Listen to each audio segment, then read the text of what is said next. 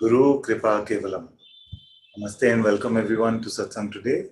Sadguru Shri Muji Baba Ki Jai. Yeah, you can put on the light for us. Sitting in the dark.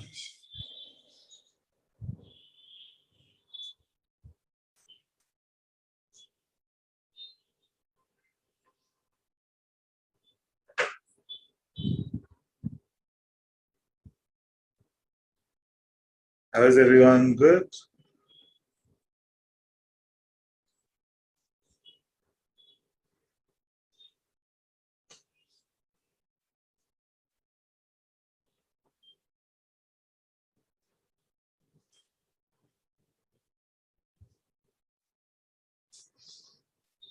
So, everyone apparently searching for the self, isn't it? And if you're here for some other reason, I don't know what that reason would be, but basically, Satsang is to come to the company of the truth. And the truth is capital T truth, which is the same as the self, the absolute. So to come to this discovery of the truth is why we come to Satsang. Now, to point to the truth really is not possible. Really is not possible. But the teacher, the master, can tell us where not to go. And in the where not to go, where you already are, becomes apparent. With me? So most of the pointing will be about where not to look. So let's start with that. So if you're looking for the self, what have we learned so far? Where not to look? Don't look here. First. So Jyotima says, don't look here. Here means, let's make it interactive. Mind. Mind means thoughts. So the messages, the constructs, the inner, the mental voice, which we seem to hear, which is representing us as what? Okay, now this school teacher mode is here today. I can't help it. I don't know how it comes. Maybe because the kids are sitting right in front. So what does the mind represent us to be? And all of you can also, I'll give you the ability to unmute so you can jump in.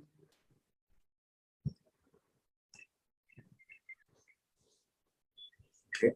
So when you want to jump in, you can just jump in and answer. So the mind representation about us is what? A person, limitation. So that we already know. That is what we are suffering from. So we don't know that. That's why Jyotima is right. Don't look at the mind if you want to come to a true discovery about yourself. Okay. Where else not to look? Clear? Yeah. Definitions. The senses. Don't look at the sense. All perception. Don't look at perception. Very good. Very good. So the objects of our senses, which we usually call perception, you see, and even other perception, which we may not be able to decipher which senses we are using.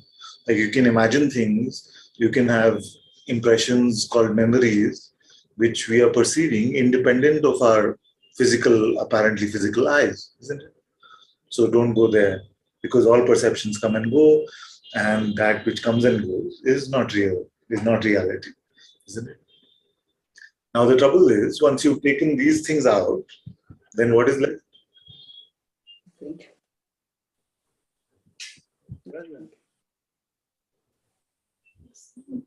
The subject?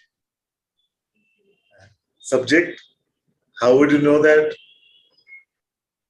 The feeling that you exist and you can perceive. Yes. Not the perception, but the perceiver. Yes, but this feeling, is it similar to other feeling like anger, greed? Is it? Is it frustration? Is it a feeling like that? I have a feeling. If there's a feeling here that I am the witnessing, or I am awareness. Is it a feeling like that? Is it? Just a constant presence. How is it known? Mother. I. It's Is just it known. just known? Just, Known as It's I. it's known by itself. it's known by itself. It's known by itself. Okay, everybody saying it's known by itself? All those who are saying that, raise your hand. Okay, bear with the school teacher today. Maybe it's a permanent switch, I don't know. So if it is known by itself and it is just known, and whether we call it intuitive knowing or just known, it is the most primal knowing, whatever fancy or basic terms we may use, then what is the concept of search in regards to the self? If the question is clear, if it is just known, if it is just like that, apparent, without moving an inch, without taking a step, if it is clear, you see, and in fact taking the step makes it seem cloudy or blurry, then what is the relationship of the notion of the search for the self? What does that have to do with discovery of the self? Nothing? Without, No, there isn't a relationship. It's like what you said, like the cloud. What does the cloud have to do with the car on the road? yeah, yeah. that sounds like a metaphor I would use. Yes. Yes. You see? So why is that? Because as we just said, the search is possible only in which realms? The mind. You can search for concept. What is the right answer? 24 into 68. No? Or what is the capital of Timbuktu? Where was I 3 days ago? Like that. You can go to the mind for these kind of answers. The mind will give you the answer. May I say maybe the search is to remove. Sorry, Matthew, we'll just come to you in a moment. We'll just come to you. So the mind we go to for these kind of conceptual answers or interpretations of perceptions of past, future, all of these things.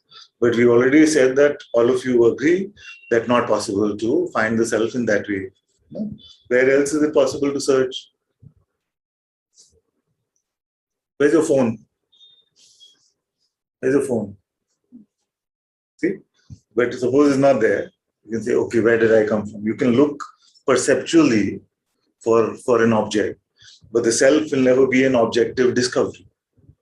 Isn't it? Where else is search possible? Like a theory, you know, like a logical Yeah. concept. It can't be that, then it will be that. Like a whole Narrative. process, yeah. Like a narrative, and then you're trying to come to a conceptual conclusion, which you're hoping will be the resolution of the search for the self. You see, like we try to do with other problems. We try to find some conceptual conclusion and say, that's it. Why is the world so unfair? Okay, because it is whatever. Huh?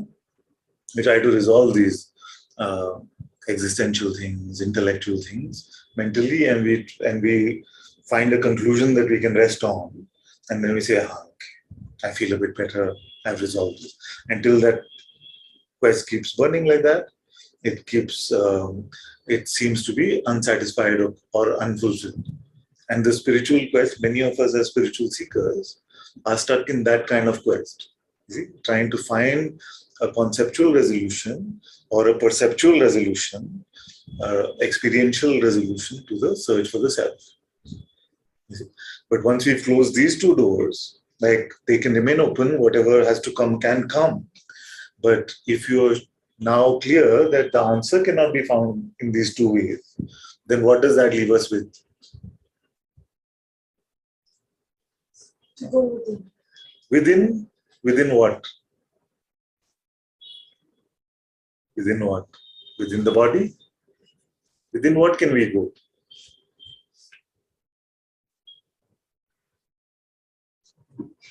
Don't get intimidated at all. I'm just prodding. Just prodding. So we may settle for a conceptual resolution which says I have to search for the self within myself. And you may have heard that in Satsang itself. It maybe is the most popular thing that all spiritual teachers may say, including this one. But let's go deeper than that even today. Let's not leave any stone unturned. So when it is said go within what? There has to be an outside and an inside. And what is the boundary between outside and inside? You see, because if you were going inside the body, then we would be like an X-ray machine. Bones, blood, flesh, those things. So that is not the within that we are talking about. So within what do we go? Within the eye. Within eye. The eye. Within the eye. No, but I can that sense of eye. Look at that eye. So thinking about it.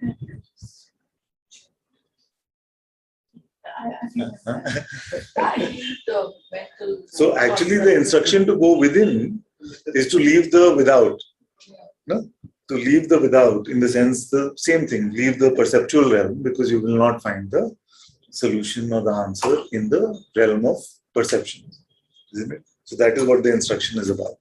Now, so what the mistake many of us may make, please. So the mistake many of us may make is to consider the perceptions that show up once we close our eyes, those to be perceptions from the within. Is it? So they are still perception. So where not to go to search for the self, does it not also include those perceptions that we notice once we close our eyes?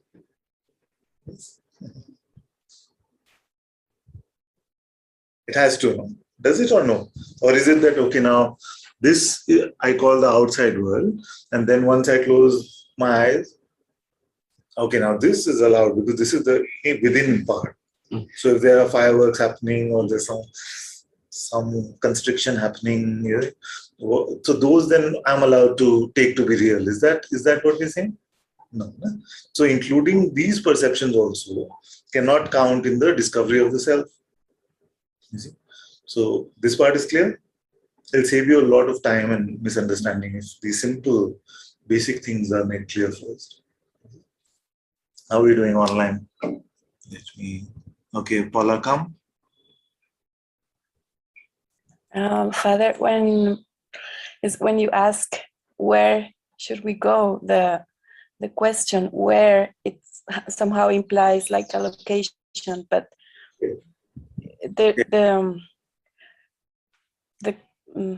the closest we can say maybe it's here, like a location. It's here, but here it's that here is where no place. It's not a spatial thing at all. No, it's not an object. If it was in space, then it would be an object. An object is a question of perception. You have to be able to perceive an object. Therefore, that cannot be the self, isn't it? So when we Yes. say where do we go, we are answering mostly where do we not go. You see, and we're basically saying all of space we can look at, but we cannot find it. So any thing in this perceptual universe, you may go to everything and see it, you see, but that will not be the self. You see?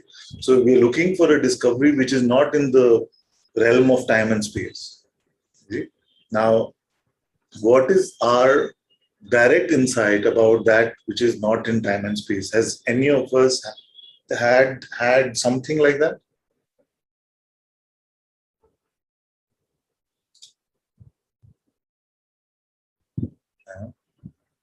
Keep your hand up on the video if you want to come up. You can keep your physical hand up. Okay. Hello. Have you had so the question is that if you were to audit every element in time and space, you would audit every element in time and space. Now that would be objective in the sense that it would be a question of perception, isn't it? I miss some word what you say, Father. So I'm just saying that every object in the universe is just we can say it is there because there's a perception of it, isn't it? Now, have we had an experience of something, quote unquote thing, which is not in this time and space? Any sort of insight into that? Yes. So what is that insight?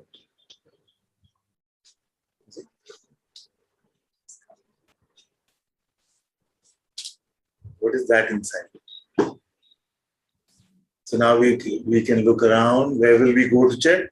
We can look around in the room. We can look around in the repository of what we call the past, called memory. Or we can try to conceptually have the answer, because conceptually you know the right answer. No, of course, I can't find it in that way. So how can I testify to its experience from the past?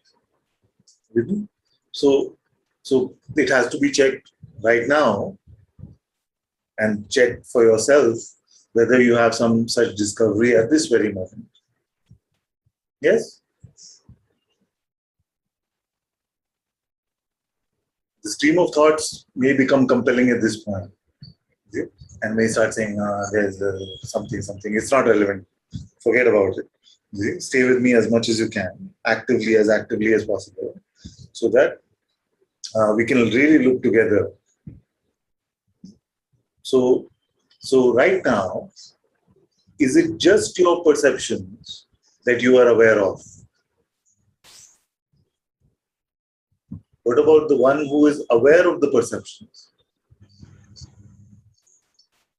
Jada? Okay, Peter has his hand up. Go for it. The immediate discovery is that everything which is in time and space appears in it. Appears in it in what way? Is Yes. it like there's a bigger space, Yes. is it, in which there's a smaller space? But is the bigger space perceived?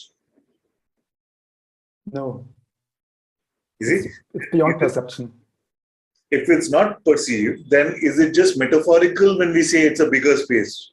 Because No, when we it's say not. bigger, It's direct experience that everything appears in it. Everything which can be perceived, which is in time and space, appears somehow in it. yes, but that in which it appears, what can we say about that? How big is it? How much bigger is it? It has no limits. No limits. So is it like the sky is almost, we can say, let's say limitless, but there's a bigger sky which is even more limitless. Is it possible to visualize it like that? No, Not that, I isn't it? can't. Not for me. Isn't it? So if I was to tell you it's not bigger than biggest, it's actually smaller than smallest. Would that be right or wrong?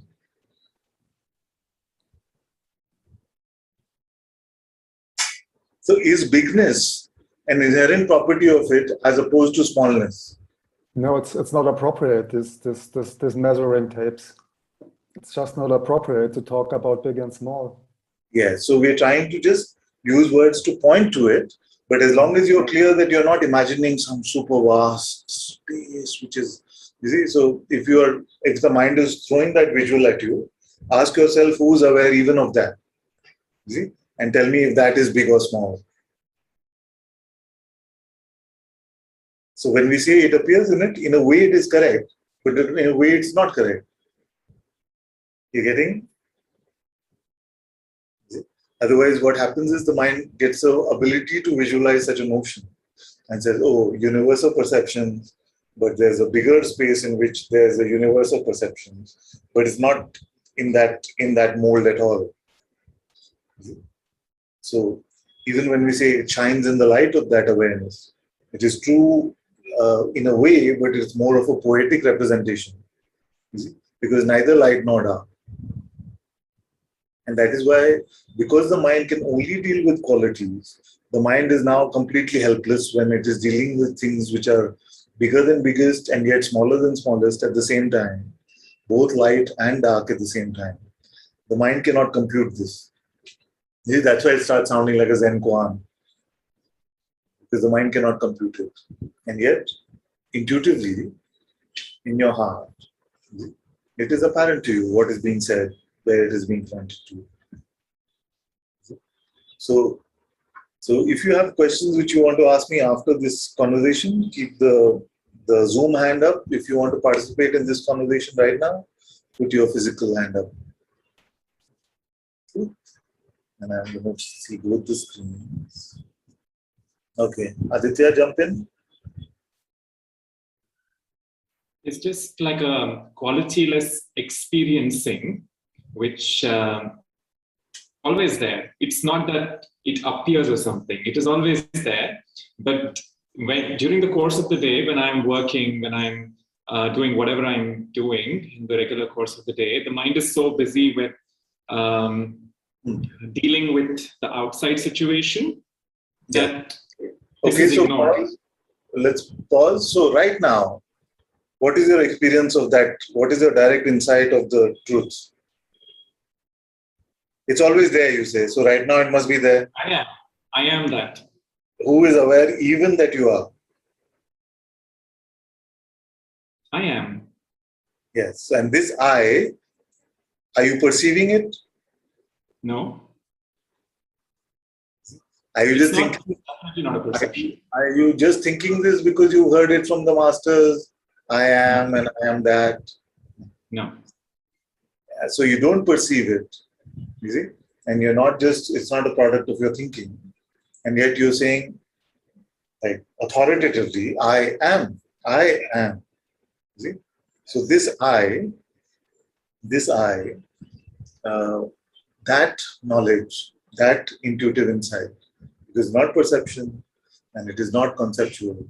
That is self-knowledge. That is self-recognition. Isn't it super simple and yet the most complicated?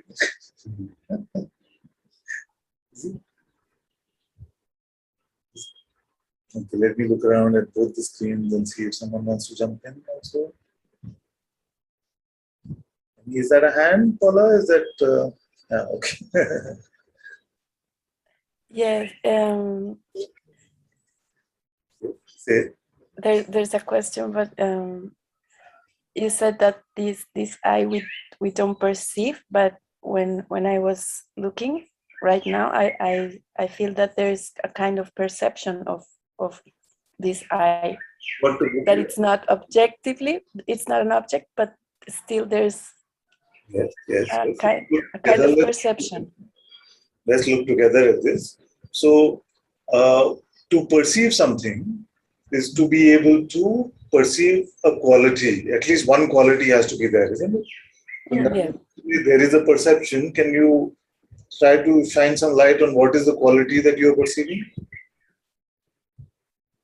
Some attribute, some quality, some shape, some size. None of those. None of those. Then what is it that you're perceiving?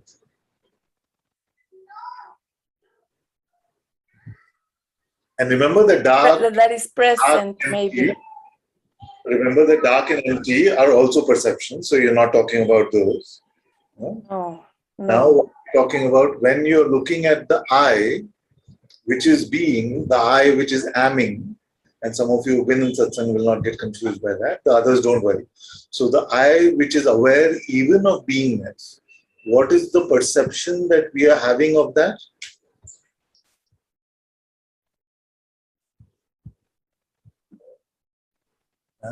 All of you still in here? No, maybe I was referring to the being that I can Yes, recognize. Yeah. So we may be speaking about a sense of presence, which is palpable, which seems perceivable in that way, although it is in the cusp of perceivability and unperceivability. So we cannot really say this is how I perceive it, even that. You see, but that which is beyond even that, you see, perceivability and unperceivability, there's something which is completely unperceivable, and therefore the mind cannot interpret at all, and yet somewhere deeper in the heart knowledge, in intuitive knowledge, it is apparent that it is I. You see? And like all of you said, how do you know that? You just do. You just do. So a side question to that is, then is there anyone who doesn't have this? Everyone has it. But what happens to it? It gets clouded by the notions that come on top of it, starting with the primal notion, the primordial notion that I am. See? Then on until then, no trouble. See? Because saying I am is the same as saying God is. See? So till then there is no trouble. Consciousness is. Now after that, if you say I am something, I am body, I am mind, I am woman, I am man, I am person, all of that has taken us away. Our belief in that, like consciousness's belief in itself being objective, has seemingly blurred the true insight, which is so natural and everybody has it. You see? And as long as we remain in a quest to find it, remember that where are you finding? In the wrong playground. You will never find it there. And that's why seekers can go on for years and years and maybe lifetime after lifetime searching for the self. But if search is possible, then the finding of the self is not possible. You see? And if finding is possible, then the searching is not possible. With me? You see? Because where you can search, you cannot find the self. And where you can find, there is no possibility of search. You see? You can search only in the realm of perception, and that realm of perception also includes the conceptual mind. You see? So you can look for it in concepts, and you can look for it in objects, but the self is not to be found there. You see? Searching is not possible beyond these two. Beyond that is only the discovery, is only the insight which is there. So the spiritual search, okay, can come deeply.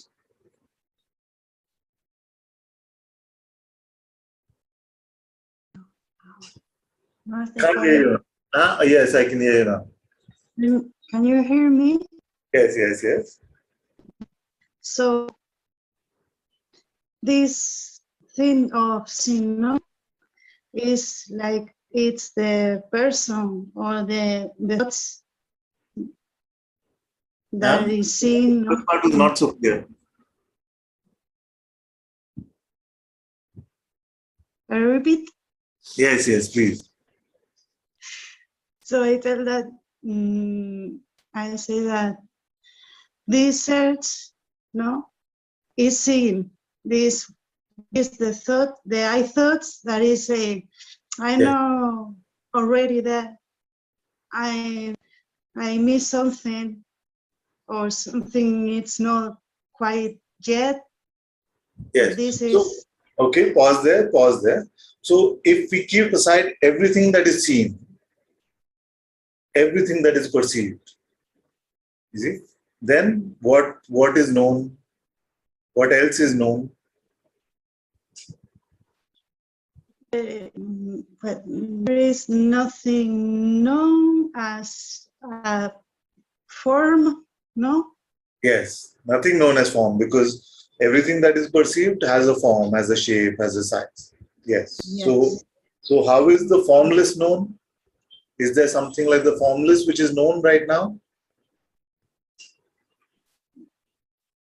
If it's formless, that means that no form can relate to this. Yes, no? yes. So but now, don't use your intellect. Don't use your intellect and just check right now. You see? Yeah. Don't use your intellect. Check right now. What do you know about yourself which is not in the realm of form?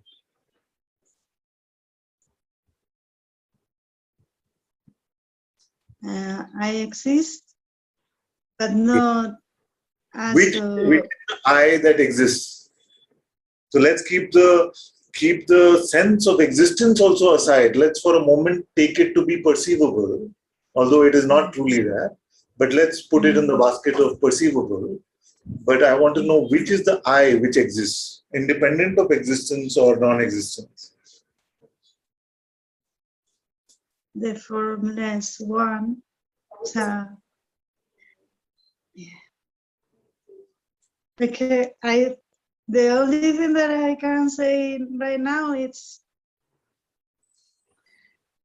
like I exist before born. I saw this body growing no? And no, the life changing, all these things. No past, no future. Right now, right Yeah. now, right now. What is the formless aspect of yourself and how is it known? Is there such a thing? A non-thing? Mm, no, it's not such a thing. Not such a thing? There is also existing this identification. And, Come back in 5 minutes. Just look at it deeply and then come back when you're ready. Come back when you're ready. Yes, Okay, 5 minutes. Come back in 5 minutes. Okay, let's go to Keisha. Okay, there's someone sitting here, Keisha. Just give us a moment. Yeah. Sure. Everyone says that the self is very blissful. No. We are not going there right now. So, if you put it in a temporal story or a narrative, we'll miss the point of what we are saying right now. You see? So, and I'll answer that for sure because this is the first time I see you in Satsang, so I don't want to put you off completely. But at this moment, see if you can meet us here. So, what we are saying right now is that we are looking for the self, but to look is not possible because to look is to look in the realm of perception or in the realm of where we were going just now, which is the realm of narrative, stories, mind, thoughts, all of those. Okay? Now, the self will not be found there. So, is there something about yourself right now that you can confirm which is not in the realm of form? Yes. Yes, okay, let us speak for a moment, then we'll come back to you. We contemplate. It seems like the way to get that you can't, it's not a knowing, that it's only knowable because of the things that are seen within Yes. it. But is it whether it's a knowing or it's an insight or it's an intuition, let's keep those terms also aside, but let's and use the term known. So is it known or is it not known? Well, it's not known, but it sees. It's Yes. So let's it's a use the term seeing. like let's use the term insight then, if that is better. So is there an insight about it or not? No. No, okay. Is it apparent or not? Is it that it is I that exists? So are we confirming that it is I based on what? And whatever term you want to use is fine. It's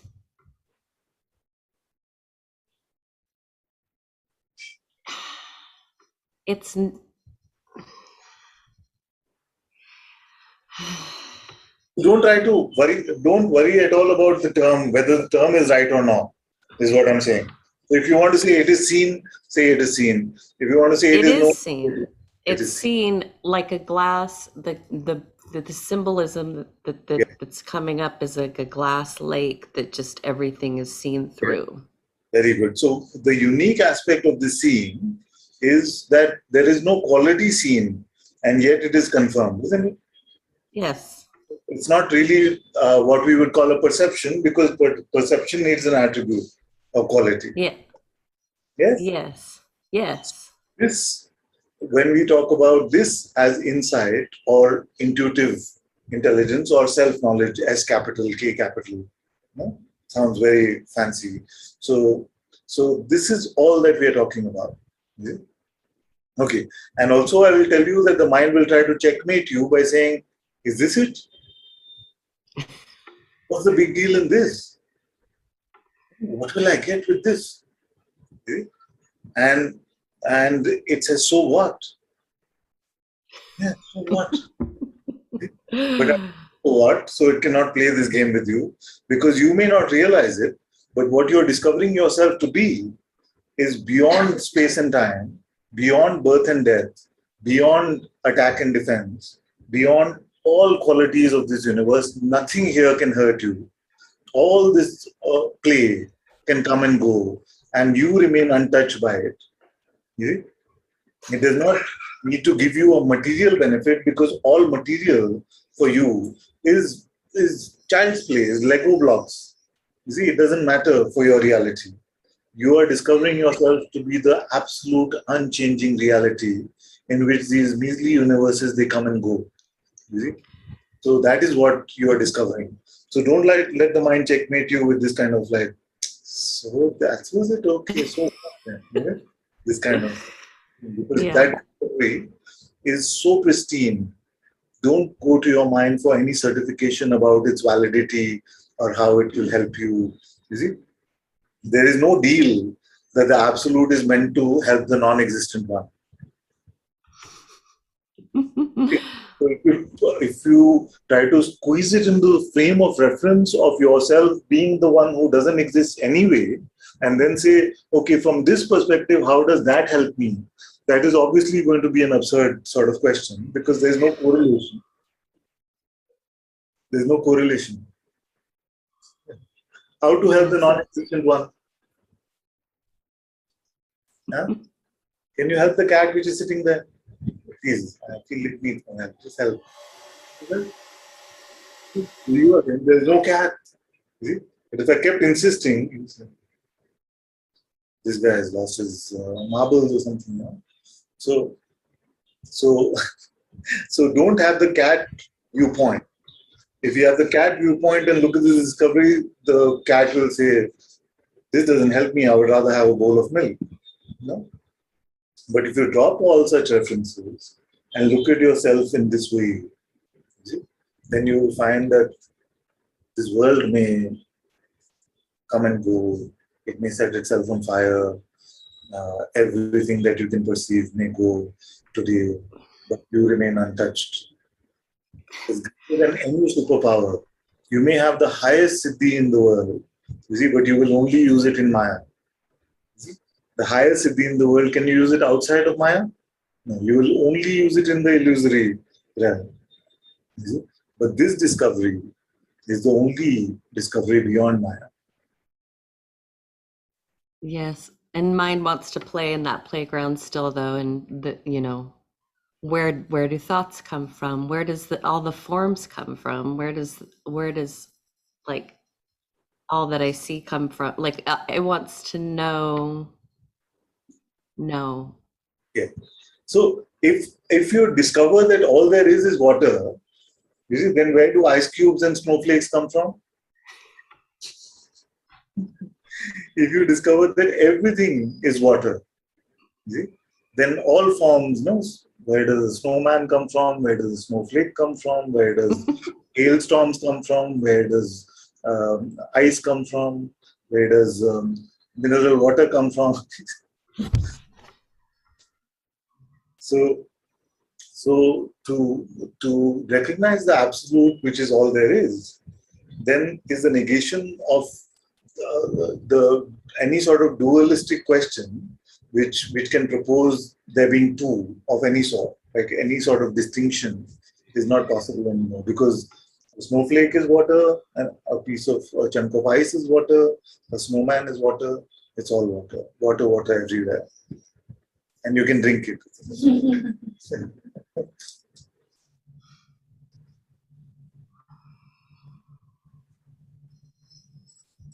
This is also problem.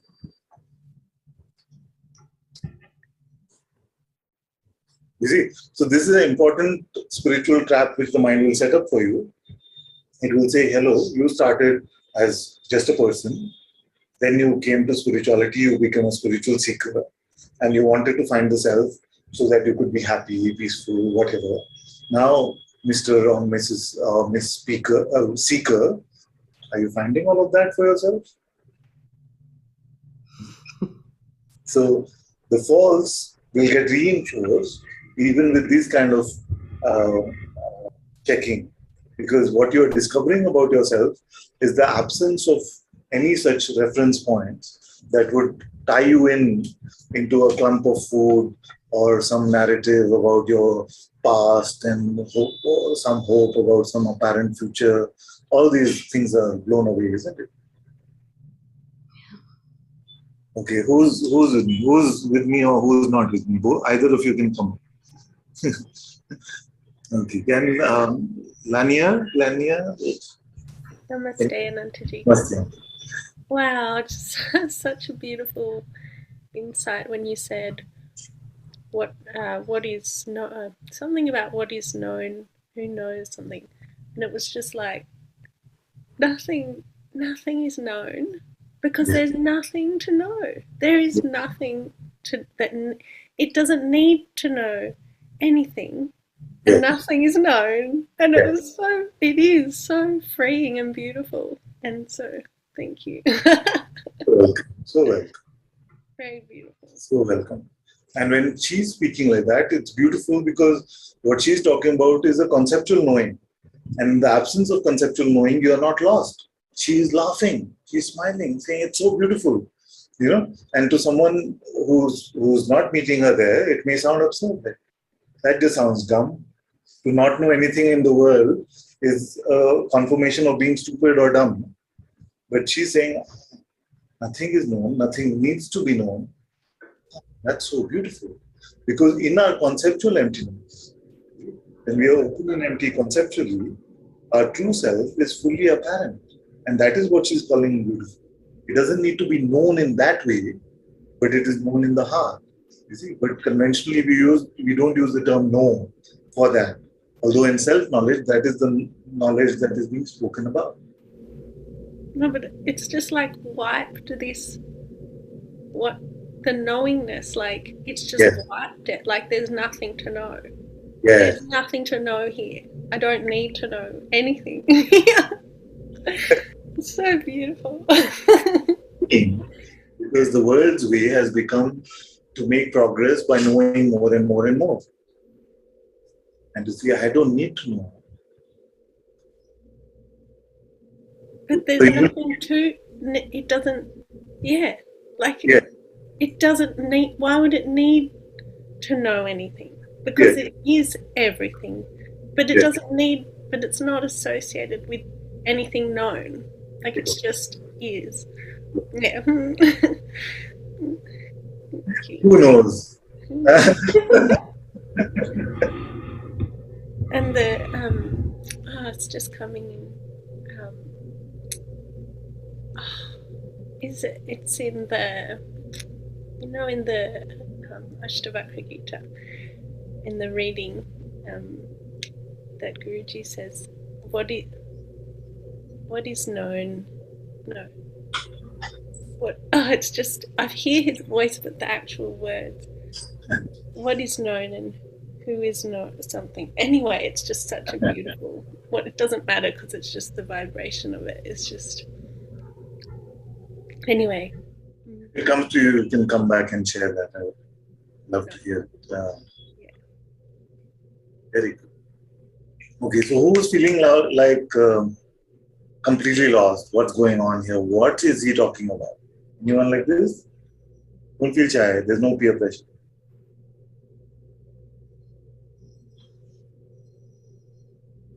Raise your physical hand if you feel like, what's going on? I don't see any hands. Very good. Okay, there's one. Poonam, you want to say? Okay, you come. Actually, I just want to know that when you were talking to Paula, then I could sense that yes, there is a presence. But after that, again, I lost it. Again, I was in body mind trying to sense it, where it is now.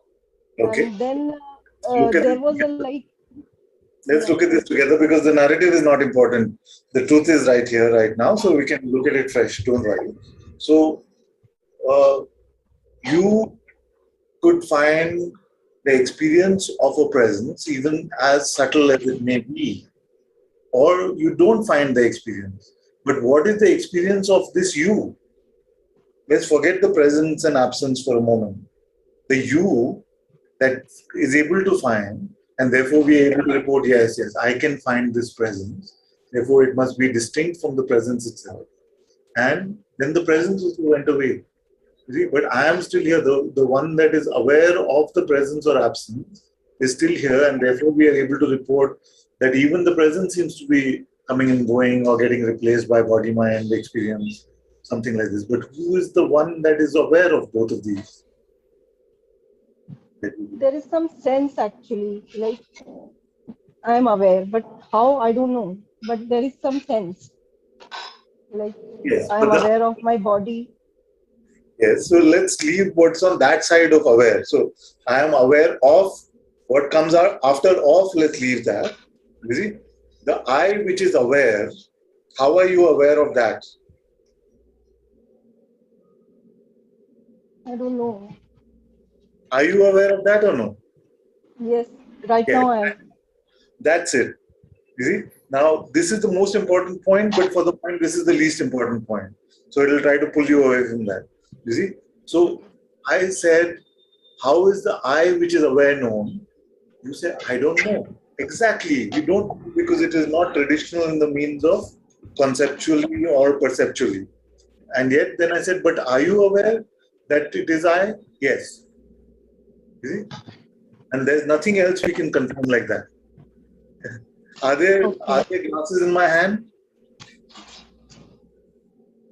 Please repeat it. I missed your point. Are there glasses, spectacles in my hand? Yeah. Yes, because you are able to confirm it perceptually. You see? Yes. You see? Now, did you wake up this morning? Yes. Yes, and you are able to confirm through memory or mind or whatever you were Yes. able to. Yes. So this I that is aware, is it confirmed like this or like that? No, like that. No, this isn't it. So this kind of knowledge is a unique knowledge which we have neglected most of our life, but this is self-knowledge. See, which is just immediate. It's like that. Yeah. Can you do it better? Can you become better at self-knowledge? Like some have this idea that I have to become more and more and more and more aware. You see? Can you do it? You see? More is only in the realm of Maya. This is just full. You're empty. It doesn't, all these don't apply actually. But it's what it is. Just immediate. You see? And that which you are discovering yourself to be, this I which is aware, beyond birth and death, beyond time and space, beyond shape, size, color, beyond all of this, is what you are discovering in this one moment. See, your mouth may not immediately move in this way where you can say, oh, this is what I'm confirming. So don't make that a benchmark. You see? Don't say, oh, Ananta-ji is saying like that. If I have had the same self-discovery as him, why am I not speaking like that? Don't worry about any of that nonsense. It is irrelevant. See? These are just phenomenal benchmarks which you don't do. What's important is the simplicity of the. Mute everyone for a moment because a lot of background.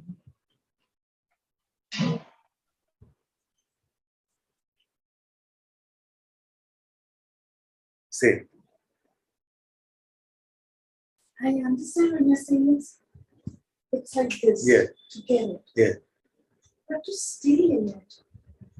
Okay, if it's always like this, then mustn't you naturally be staying in it? Yes, But then it's when you're like suppose you're at office or you're at work or even you're at home, you're watching a movie. Yeah. You're so engrossed in what you're doing. Yeah. That's the only thing that you are in. So where am I at that time? So you may be believing that my attention has to be fixated on that to stay in it. But it has nothing to do with your attention. You see? So attention can go here. Okay, so let's do a live experiment. Now, clear? Clear? Now leave it. Try to leave it. Pretend you're in office or watching a movie or whatever those circumstances are. Leave it. Can't leave it. You see, actually you can never leave it. You see? It is just the functioning of consciousness which has the power to believe. You see? It has the power to believe is to take itself to be limited. This is the consciousness playing in this game of Leela Maya has given itself the ability to take itself to be something that it is not. So it's like as children, if you play with Lego blocks, you may see those characters there and say, I am that fireman, or I am that one over there. You see the guard in the castle or whatever. You see? So we have the ability to do that. But because we take ourselves to be that, nothing has changed in our reality. You see? And that reality is always accessible. Suppose that you were completely deluded for 10,000 lifetimes before this, and you came to Satsang just now, and you saw that. Now, was that awareness different because you were deluded for 10,000 lifetimes? So you're not making any dent on awareness in any way. So therefore, you're not making any dent on yourself in any way. You see? But if you go to that perspective, which is that I am this, I have this life, I have this narrative, I have these things to do. Now, from that perspective, how can I hang on to this? That will never work. Because that is like I say often that is like trying to keep one hand, one foot on the runway and the other in the airplane. See, while the airplane is taking off. So you have to lose concern about the non-existent one and just see that you are this one. And then again, you will get this concern again, you see? And that's why we have satsang often, because the mind will not give up most likely that easily, and it will shower you with conditions and doubt, all kinds of things. You see? And then you come to satsang, and in a moment of just true self-recognition, you see? So what can happen is you don't worry about your progress and how much you are marinating in it and how much you are progressing, how much you are being just yourself or person. Let that be my problem. You see, whenever you are open, you find yourself open and not completely identified, you become open and empty. That's all you have to do. You see? Now, whether the amount of identification you are having on a daily basis is reducing or not, if you start maintaining those report cards, then that will become the biggest aspect of your identity. And that aspect is what most spiritual seekers are suffering from. You see? So can you let that be my problem? Sure. Yes. Then for all of you, you see, very good. If you can do this, I can tell you that the spiritual seeker identity will also be quite light. Otherwise, among identities, it is one of the heaviest because it is full of what it knows of spirituality. You see? And it reinforces that knowledge, which is actually ignorance, because it hears the same words in satsang also, which is probably the most credible source. So then you feel like, I know this. So it builds up on that knowledge, and then it paints a picture of ourselves, which is this perfect human sort of idea that if I'm enlightened, then I could be watching a Squid Game or something and I'm Om Shanti. Like that. And I go to work and my manager is shouting at me, but I'm just, bless you, my child. And then our subordinates are not doing their work. It's okay, you are the self. We can paint these kind of pictures about ourselves. And maybe for some of you it may play like that, but it doesn't have to. You see, it doesn't have to. It could go into every relationship, every situation, and consciousness can work freshly and play whatever role it wants in its supreme intelligence. You see, it doesn't need any assistance from our painting of how that should be. You with me? Say. I'm still trying to understand. So the I, which you're referring to yourself as, is it the same one that you're discovering yourself to be, or is it the fictional one? No, where I am is that when on a daily basis, yes, right, there are certain moments where everything's perfect, and then the day just catches on, and where it goes you don't know, because you know the day is caught on and you've just been in the motions of the day and you've been irritated and angry and upset and all of that through the day, and you smiled and laughed and joked also, but you weren't there. So first throw away the idea of what is perfect. Can there be anything in God's will which is not perfect?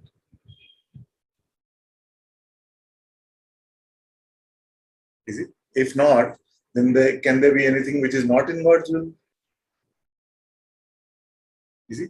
So the mind will make these distinctions and will say, Okay, this, very good.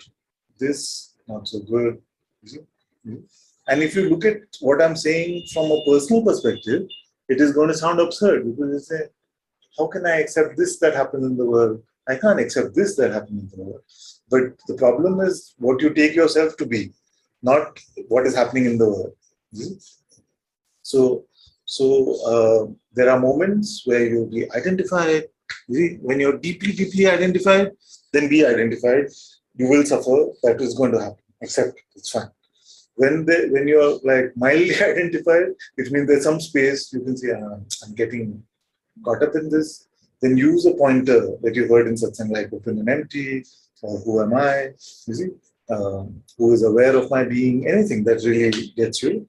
If there is space, just inquire, and then the identification will start to fade away. So deeply identify, it's okay, suffer. All of us suffer to some extent, suffer through it. Don't beat yourself up about it later. You see, that happened, it happened, over. You see, let it die in the past, it's fine. What most spiritual seekers do is, they may have one moment like that in the day, and the rest of the day, what are they doing? Feeling bad about that. No, I should not have had that. I am beyond this now. I have been to 100 satsangs with Father. What's going on? I am useless. I am hopeless. But that one moment was fine. No, finished. What about the remaining 10,000 or million or whatever? You see? So identification will come. The tentacles of Maya are strong.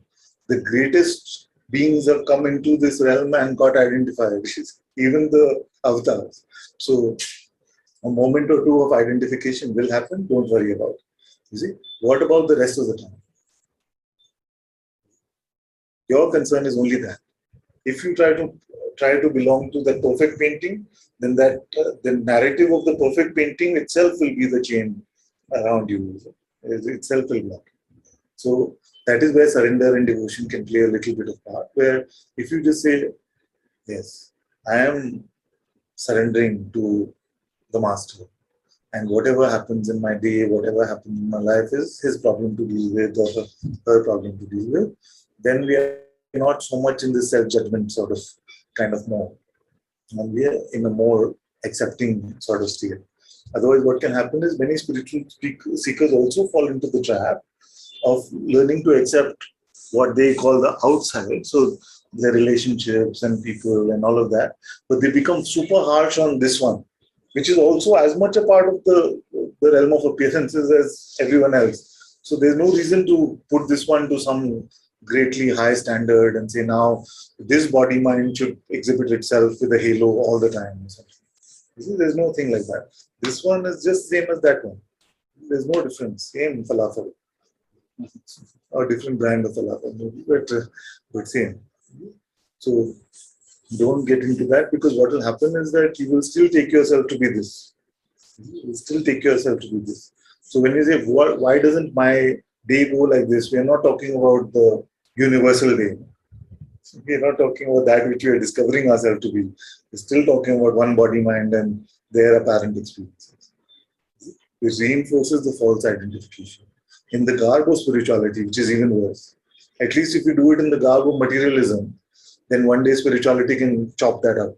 Okay? But if you do it in the garb of spirituality itself, you will hear the master speaking, you will say, I know this. I know, I'm not hearing anything new.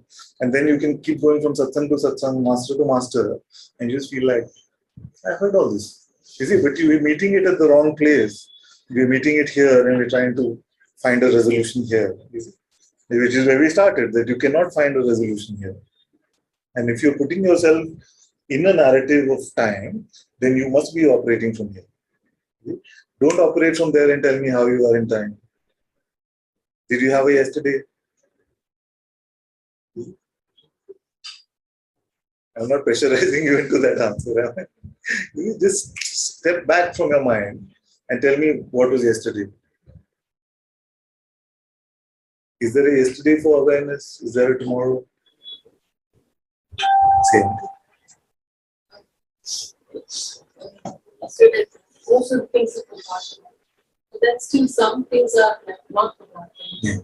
So the things that comes up. Yeah. It creates a lot of confusion and so whatever. So one point I want to make is that yourself, you see, you cannot remember because it has no attributes. To remember, you need to have an attribute.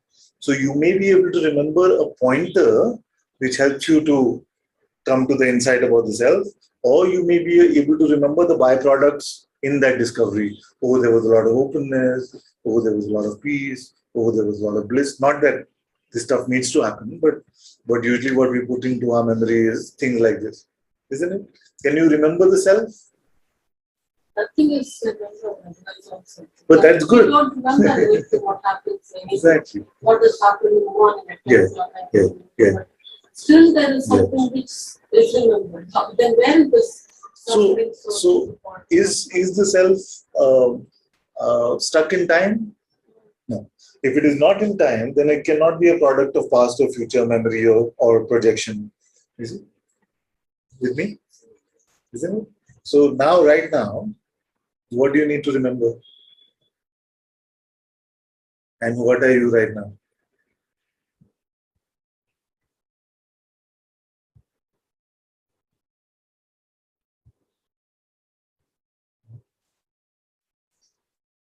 You are aware that you don't know?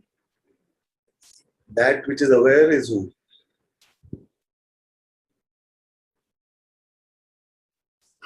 It is you, no? You only said I am aware that I don't know.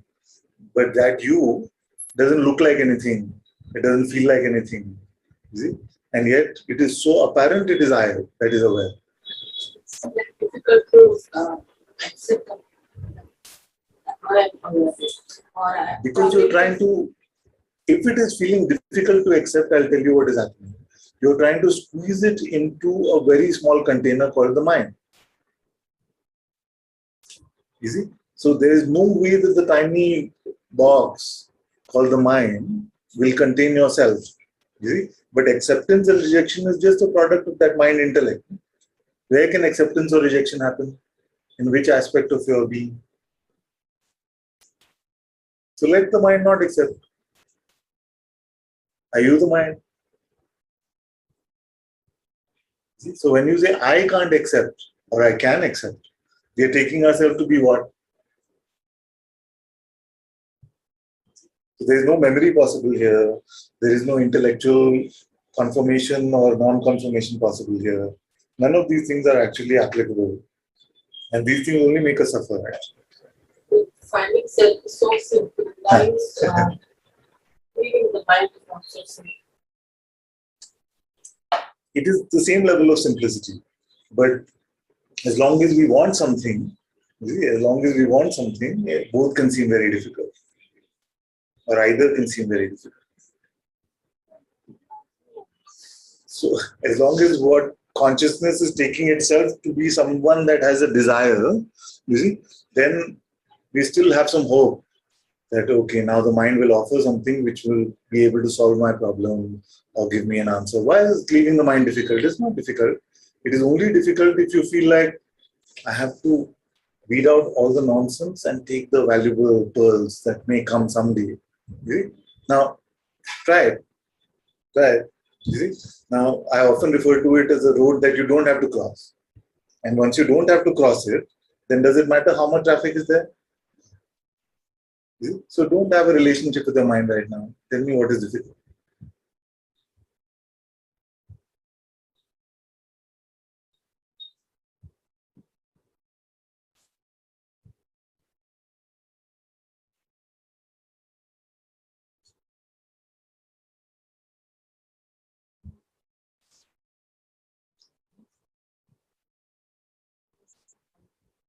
Now, I know that she always starts a bit like that, but my daughter is seeing me from behind that skeptical face, and the smile will come any moment soon, and it's already here. See what an instant, like from 5 seconds ago to this one. It's like there's a light put on. Ta-ta.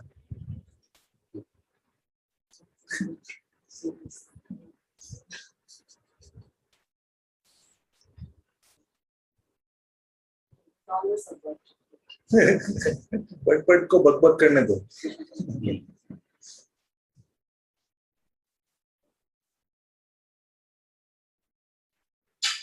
If you don't want anything, the mind will not be attracted. And the wanting could also come in the garb of I want freedom from the mind itself. Huh? So don't even have that condition.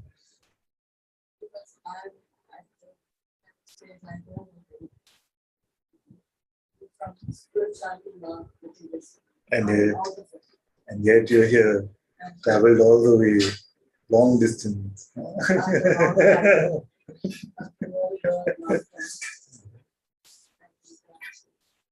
So it's very good that you don't want anything, but your heart is getting you to satsang somehow, which is good enough. So that is the topic to get more deeper. The ways of the heart are completely mysterious. You cannot say why. So many cases, we were just talking last time.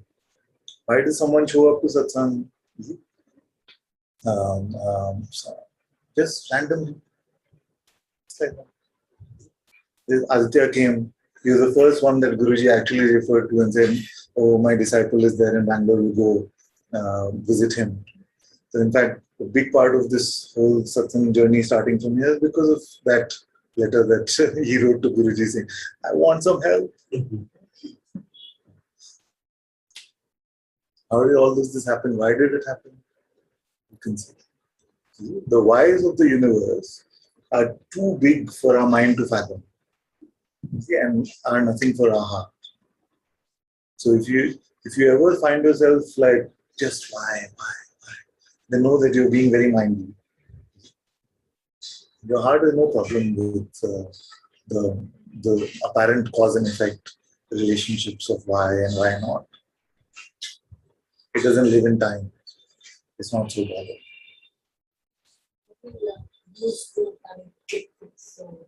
But this is the quickest fix you can have. Yeah, but Go for a quicker fix. Go for a quicker fix.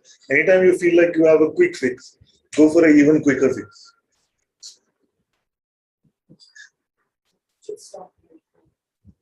It stops. See? But you have to stop. You stop.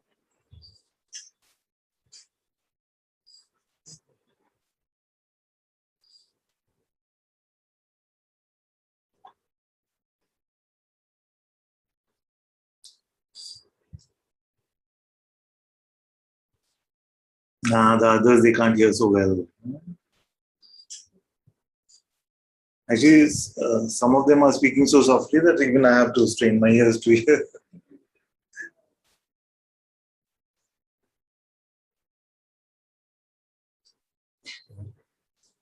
Just pretend that they are asking your question. The answer will still work.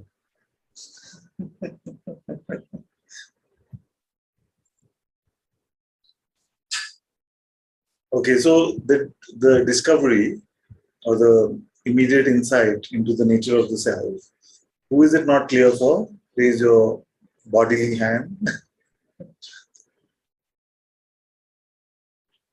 Okay, let's go. I see one hand, Madalena. Who is it not clear for?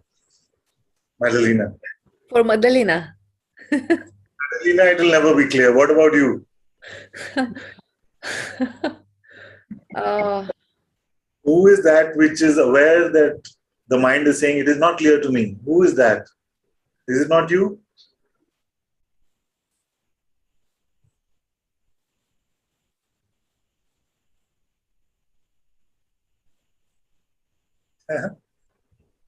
It's not a difficult question. You must be aware of that. That's why you're reporting it. But I'm reporting it from a mind perspective, because otherwise there is nothing to report. That your mind has this perspective. You do.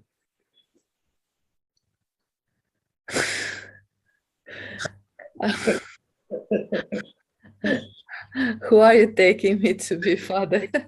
Let me give you another question to answer this in a different way. The one that is aware that this is the mind perspective, is that also in the mind? Yes. Okay, and who is aware that that one is also in the mind? You. That you is good enough if you meant it.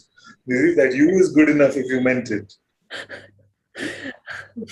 That is that you is experiencing is your problem anymore. It's all my problem. If you really meant it.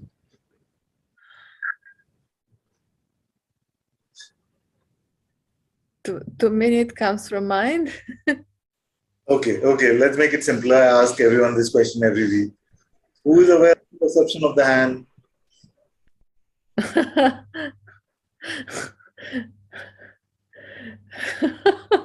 This one asked me something else. I don't want to be, I don't want to discover myself right now.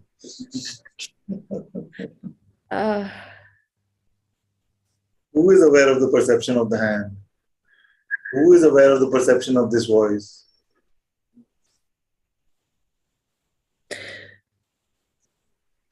Don't change the question. Don't change the question at all. I can sense some vibration about that. Yeah. And there is some vibration and tendency to go to the past and complain and. Aware of the perception of the hand.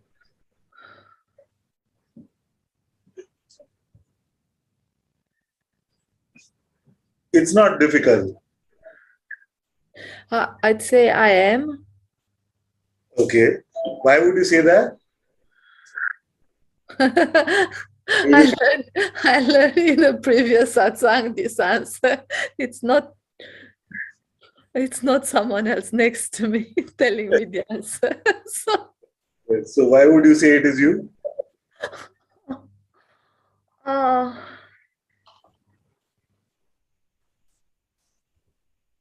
What's the difference between me and my mind? Because my mind has so much knowledge that thinks it's aware of your hand. Just to have a better question for you right now.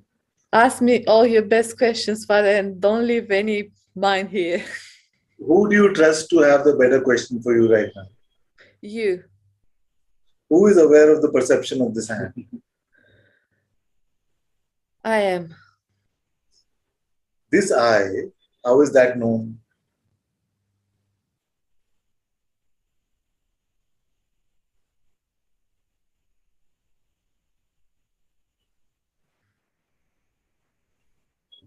It's not known. It's not known means you don't have, it's not conceptual. Is that what you mean?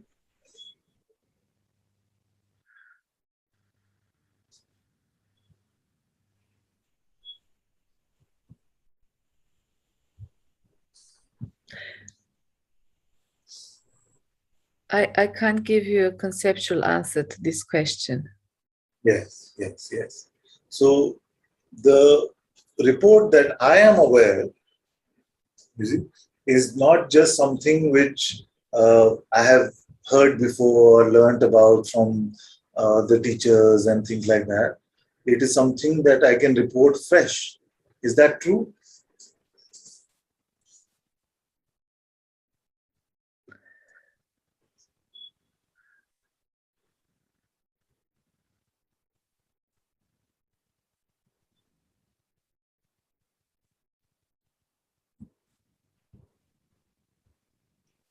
I don't want to answer from the mind. That's why I'm silent now. Just answer whatever you feel like feels true, rings true to you. Don't worry for a moment where it is coming from. Okay, that's true. Yes. So this I, which is aware, can it be seen? No. Are you just reporting about it because you heard about it? It is a possibility. Okay, so good. So look fresh now. Who is aware of the perception of this voice? Who is aware of this perception that you're hearing this voice?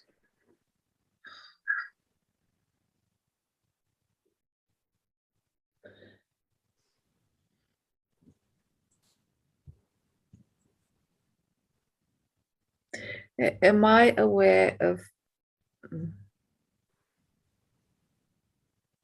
You don't have to change the question, my dear. I figured that out halfway through the question. If your mind plays to distract you from the hot seat, so to speak, you see, because now it's in the spotlight. You see? Are you not aware of the perception of this voice?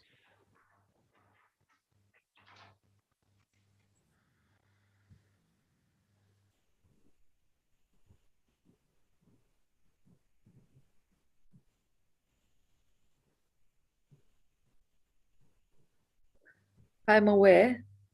You are aware. This you, are you perceiving it?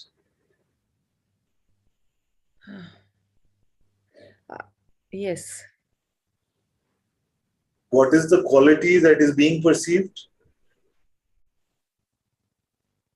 Oh.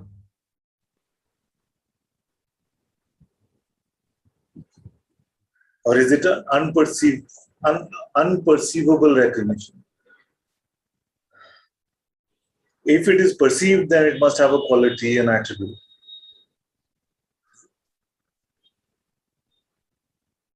The only recognition which is recognizable beyond perception is the recognition of the self.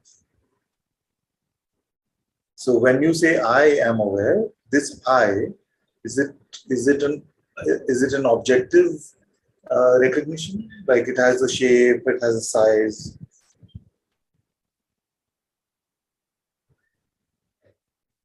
What if it's my mind aware? Mind doesn't have a shape or size.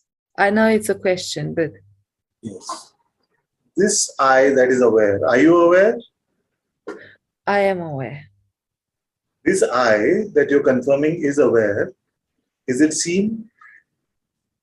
Just answer this question. Don't answer any other question, or don't ask or give value to or relevance to any other question. Okay.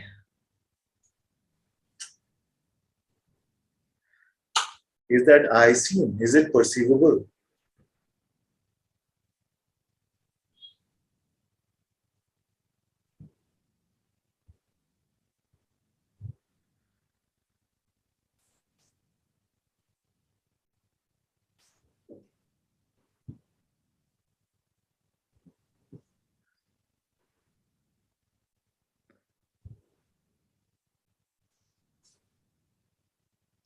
Okay, let me see if I can make it simpler.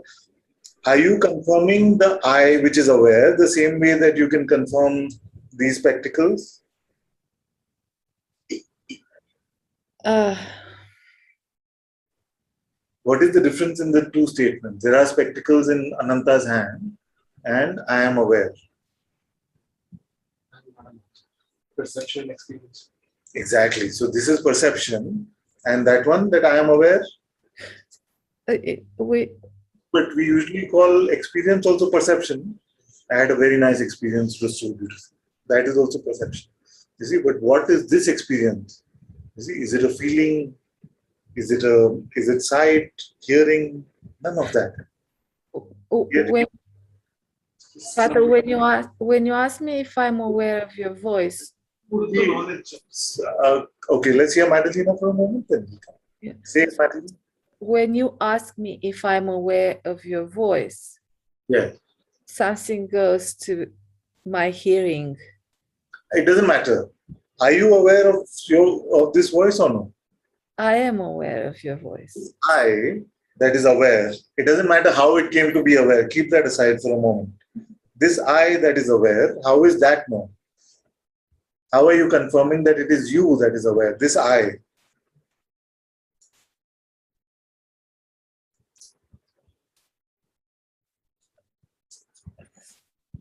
Through a logical conclusion, there is no one else to be aware here. Are you doing it like that? Every time you look at something and you see that, oh, I'm aware of this, you're saying, because there is nobody else here, therefore it must be me. Is it like that? No. No, it's simpler than that, Nathan. You would be super, super tired if that's how you were living.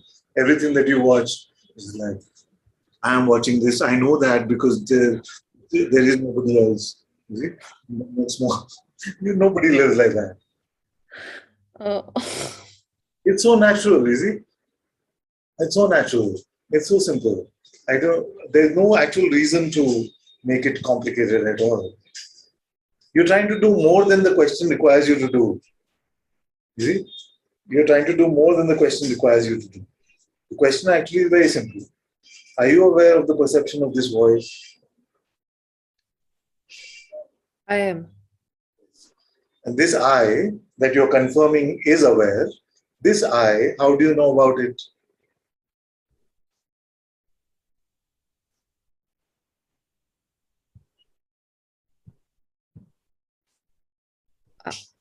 I don't know.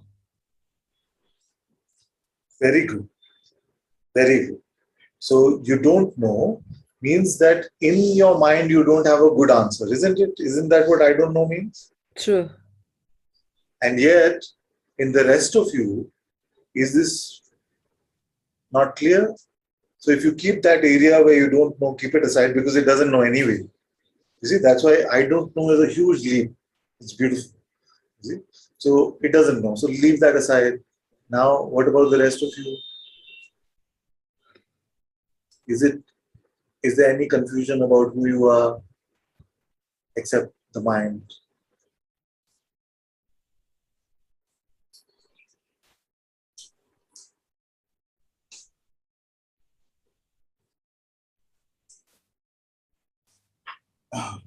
Father, I want to add something here to this current discussion.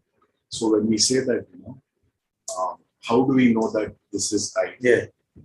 What is arising is that, like, there is, but even to say that it is I is probably at a certain level bringing it to the conceptual. Yes. So don't worry about the saying part of it.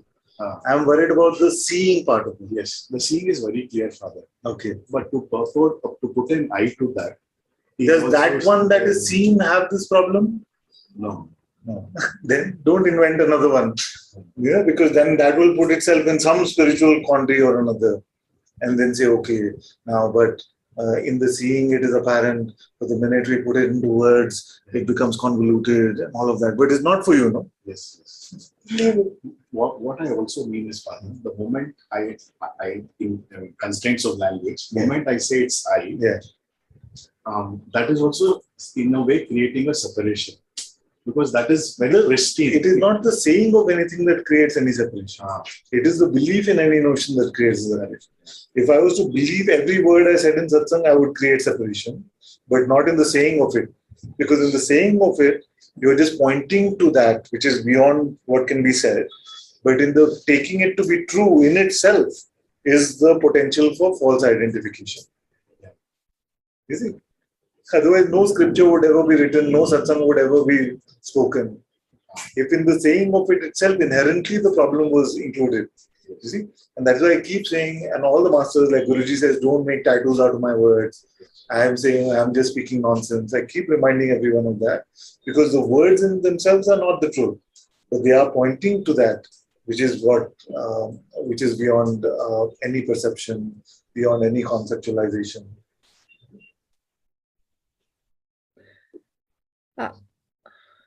Let's go to Madalena for a moment. Where are we now with this?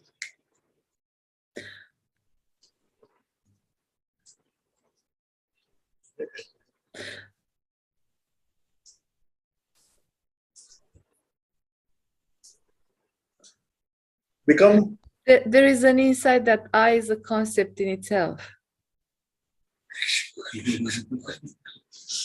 Wipe off everything. More innocent. Go to the age before you knew this, what you were going to say. Just become that age before you knew this kind of concept that you were going to see. And speak from there.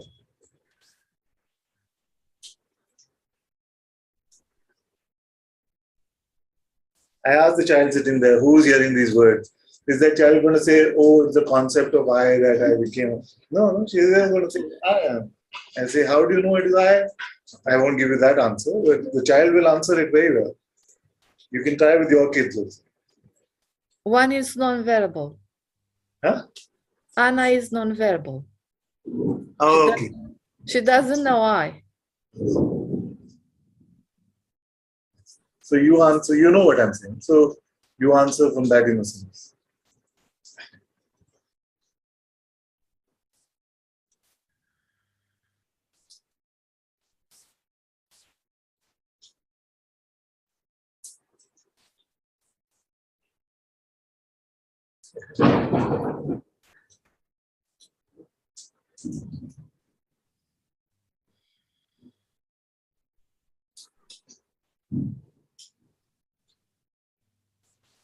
This is the question that I've used to, in a way, I can say frustrate all of the Sangha for a long time, but it's also a question that's burnt up a lot of nonsense. So I value this question a lot because ask the ones here, they will tell you that there was so much irritation. You know, one Sangha member shouted at me one time saying, "We are not letting you go from Satsang today till you tell us what you mean by this question of this, who is aware of the perception of this hand." You see? And when you say it is apparent, the self is apparent, you tell us today how it is apparent, otherwise we don't let you go. And I love that. I love that. So when I was experiencing this, and it's very beautiful, right? Like it feels so free. Okay. And Okay. Again, I'm stopping. Sorry, second time I'm doing that to him in the first satsang. I'm usually very nice to someone in the first satsang in the honeymoon period. But when you are saying experiencing it, can you confirm already in your first satsang that it is not a phenomenal experience? it's not a phenomenal experience, it's just the lack of any experience at all. Is the confirmation based on the absence of an experience? No. Not neither. No? So anything could be happening in the realm of experience. As she said, it's like a glass-like thing. You just Okay, without that metaphor, suppose you forgot that metaphor. Are you aware of the perception of this hand? Yeah. Isn't it? Yeah. It didn't need that metaphor, it didn't need any glass, it didn't need any other thing. And it was not a phenomenal experience that you had about the eye itself. You did not see the eye was sitting over there. It's a shiny, bright object, or it's just being. Yeah, just apparent in a way. See? Now, if like this, you did not bother about the byproducts, you see, so to use the metaphor of darshan and prasad, right? So if you had the darshan of the self, but you did not worry about whether the prasad was sweet or salty, whether you were not worried about the taste of the prasad lasting for long time or short time, you see, which is the part that you were coming to, it's very beautiful. You see, it doesn't matter because it's not, the minute we're able to ascribe even beauty to it, we have gone to like the phenomenal byproduct of this instantaneous immediate darshan that we are having of the self. You see? So if you were not to be concerned about any of the phenomenal byproducts. My question was that typically when I go in that space, I've been asking myself what I remember for a few years now. Whenever I experience that, it is very relaxing and very calming and good. But to me, to intellectual 21st century mind, it seems very tough to grasp that I can be something like this inside. My mind is like, yeah, but you know, you're a human being. Very good. So I have some news for you, and it's actually very good news, but very bad news for the mind. Our mind is too tiny an instrument to be able to grasp the self. If the mind was big enough to grasp the self, then we should be all worshipping the mind. See? So accept, and that acceptance will give you a lot of space. Accept that your mind can't understand it or grasp it, but you can. You can grasp yourself. Your mind can't. But if you keep using that as the instrument, you see, it's like using a hammer like a nail cutter. You just can't do it. And the mind itself will tell you, but my mind is not grasping this. You see? But who said, in which spiritual book is it written that the ultimate satisfaction will be when your mind has grasped the self? It's never that.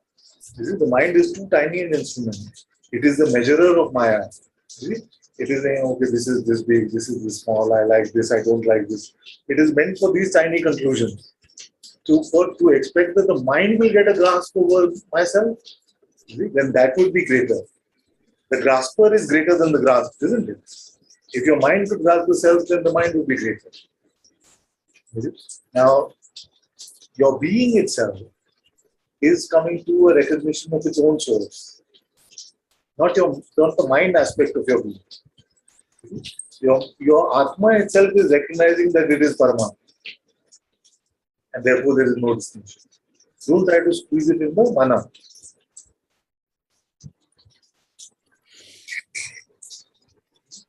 Because otherwise what can happen is, the mind will do this, and I call this kind of inquiry spiritual sightseeing.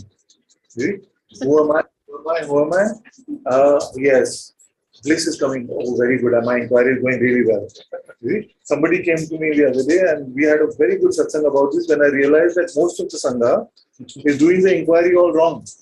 See, and I'm glad you asked this in your first time here, because I realized that what they're saying is, a child came to me, she said, my inquiry is going so badly these days, father. The air is good, but the sound, let's live with it for a moment. It's thundering here in Bangalore. So I hope it's not too operative. No, let's live with it for a moment because we need the air to come. So this child, she said, my inquiry stopped working for me. It used to work so well, but now inquiry stopped working for me. So like inquiry can never not work. So what do you mean by stop working? He said earlier when I used to inquire, just ask, who am I? What bliss, what spaciousness. Now I may keep asking, who am I, who am I, who am I? So the mind keeps saying some nonsense, no bliss, no peace. And I heard this report and I said, but what about the inquiry? Who are you?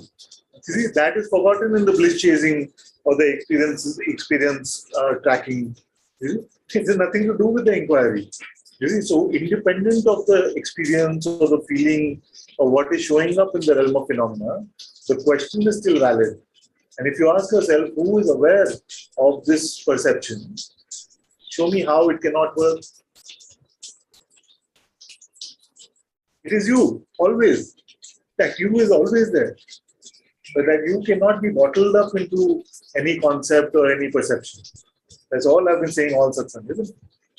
You see? But if you're expecting it to be like a cheat code in life, now there are things, my partner fights with me, my manager shouts at me, my money in the bank keeps running out, I should just be able to ask, who am I? And bliss. It is not there. It's not a cheat code in the game of life. It is really a tool, a very, very potent tool for the speaker to come to the true recognition of what they are. Independent. It's not a promise that you will live in. That's why many times I say the sages should have left it at Satchit. It is the adding Satchit Ananda, the Ananta-Part. Then everybody focuses Ananda. But this is not the Ananda that you can understand. The bliss of the self is like the Ananda of sleep. It cannot be quantified. That Ananda. Brahmananda.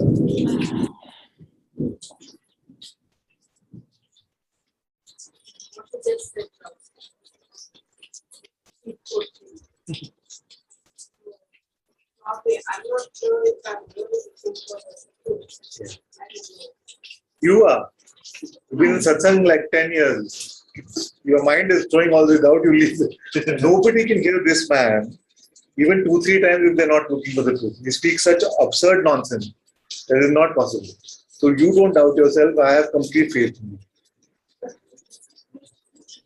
How will you be here so many years? 8 years? What is it? Not 5. You were in Australia. Huh? Okay, 6 years. Okay, fine. So not even 6 times is possible. Forget 6 years. If you are not looking for the self, could you hear this absurd nonsense for hours on end, more than once? Not possible. So I have no doubt about this. First time when you come,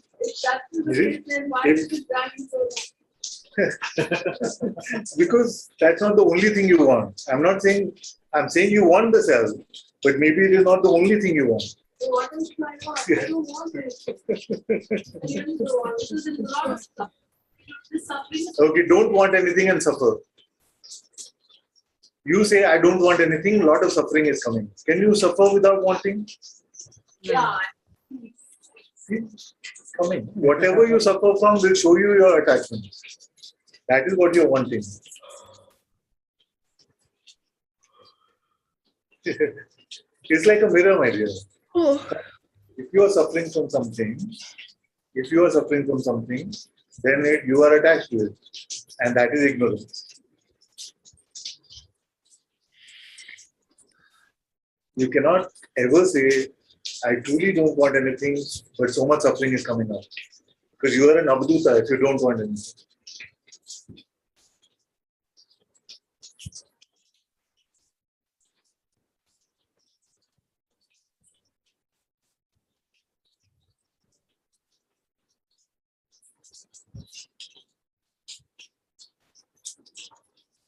Some ambient noise, some of us are hearing. Okay, I'll mute everyone again.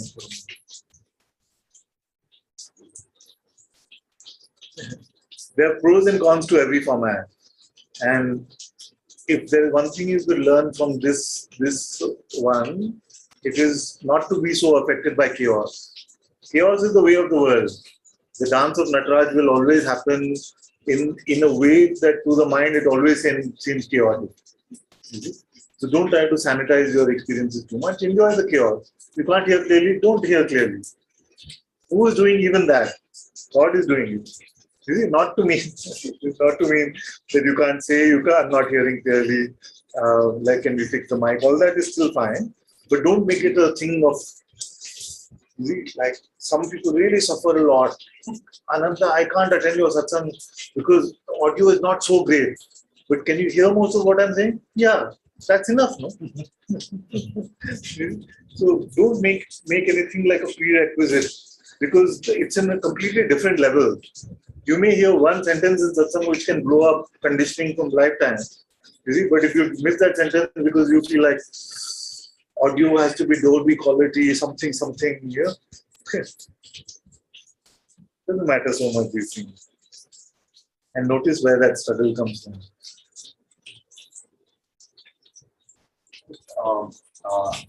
Talking about self-inquiry, just to share how it was for me earlier. Yeah. Initially, not just at a mental level, but when I used to ask myself who am I, the answer would come that I'm everything. Yeah. So what is, maybe mind was also throwing it. So what is the need of this inquiry? Because I'm everything. Yeah. I'm a perceptions, thoughts, feelings, sensations, everything. Yeah. Because these also are in me only. I mean, you know what I mean. But then what I realized is that no, initially it is important to follow the inclusive way of finding out what am I basically or essentially, and then it is kind of coming out in that exclusive. Isn't that correct? I'm going to say something because I love you. Okay. Now, because I love you, I have to tell you that this garb that you're wearing, you have to drop. This garb that you're wearing, you have to drop. I don't know whether you can see it or not, but it is apparent. So the truths you are discovering beautifully. The truths you are discovering beautifully. Allow that truth to speak nakedly. If you mix it with like what you think you know and into some framework or something like that, then it will become all convoluted and you lose your fragrance. You can teach from the discovery that you're having very beautifully. But if you try to become too deterministic about it and you get too attached to right or wrong, is this correct, is this wrong, it's going to cause you a lot of trouble. Because the truth that you are discovering, put it in a box, is it right or wrong? Can't put it. It's way beyond this thing. So don't let your mind grab you in any of this. When you are in front of somebody who open to the truth, the words will automatically flow out of you. You don't need to be determining how to teach, what to say, what not to say. Heart will speak. I know there's a pure intention in your heart to share. And I've given my blessing for that. So, and you've done whatever teachers training programs, all of that is there. And you're sharing from that tradition very beautifully. And of course, you have my full support for that. But don't do it with any garb. Just do it with pure innocence. I can see that garb. Very good. I can see. Very good. Maybe before I was not able to see, but that is also person only. Playing out at an intellectual level sometimes. I can see that. Very good. Thank you for your openness. So if you're open and you can just spot it like that, then very good.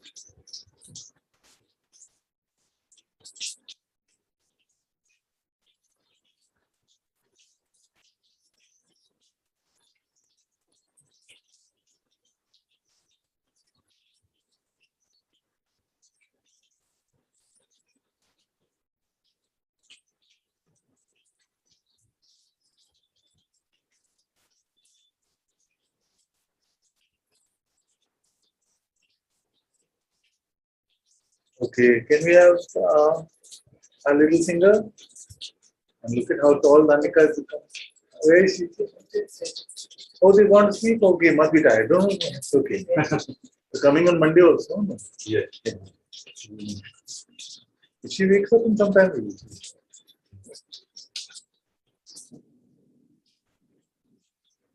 I feel it's quite good for today, no? And I've had like a full-on, like teacher mode on, so maybe this body can rest a bit. And everything that you need and everything that you need to hear, I've already said. You see, maybe 100 times in one satsang. So it's all there. So remember that, like I asked Madalina before, whose question can you trust? I've given you the fireplace in which all the faults can be burned. All the faults can be burned. And use that fireplace to burn it all. If you have the sense that my mind can always determine the best route or the best things that I need to find out about, then we'll keep running on this treadmill. We'll keep running on this treadmill.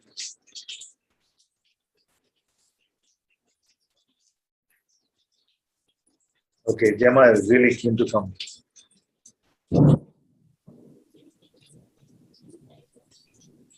Thank you, Ananta-ji.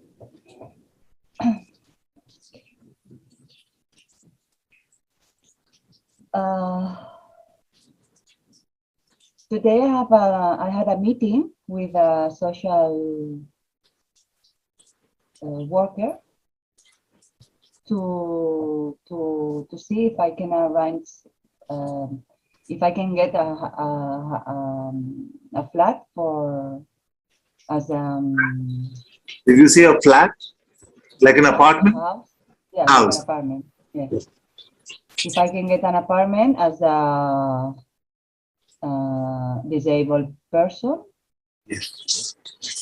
And I had to explain to her all my story, my history, my things, la la la la. And I keep wonder why. No, why. I keep wonder.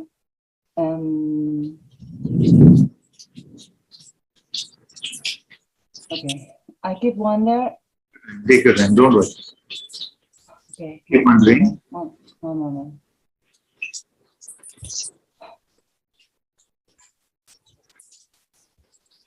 Okay, the point is that I keep feeling very angry and very sad because my old story. Yeah. So you're saying like I feel sorry for the word, but I feel who the hell has took me all these years from took me. Who the hell took me all these years from 33 to 50 that I've been going to the hospital once a year, and they tied me and they drugged me and I've been feeling very bad. So who is been doing all this? Because if I leave my human nature to grace to unfold as its own destiny, it's been unfolding as its own destiny all this time. So all this suffering that I've been feeling is thank you to grace. And so I'm very angry with grace, and I'm very angry with and sad actually. And I see all other people who is feeling the same, who are having the same feelings, and it's I'm angry about this. Yeah. So my question is how, or if I don't have to resolve this, how can I forget this? Yes. Yes. So I'll give you an answer which may surprise you. as long as the protagonist of our love or our anger, our tantrum or our embrace, as long as that is grace or it is God, which is the same thing, everything is fine. So if you're angry with God, angry with grace, be angry. It's okay. It's completely accept that you are, and it is also Grace's problem to deal with it. It is also Grace's problem to deal with it. So you have come to the right one. You have identified the right one. You have identified Grace. So some will say, I always thank Grace. Another may say, I always blame Grace. One boy used to come to Satsang, he used to say, always blame it on the grace. You see, we never use the term grace for that. But as long as it is the right one, which is grace, you will be fine. You will be fine. You see, so if anger is coming towards God, anger is coming towards grace, it's okay. Be angry with God. It's fine. Okay, yeah. But